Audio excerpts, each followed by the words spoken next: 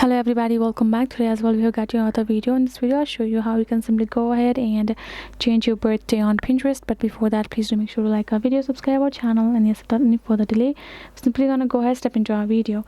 For the matter, first of all, access your particular Pinterest app on your mobile phone.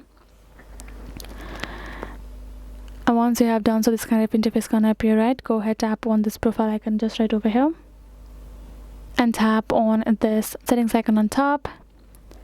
And simply you're going to tap on this option called account management just right over here, and you're going to find this personal information of yours, right?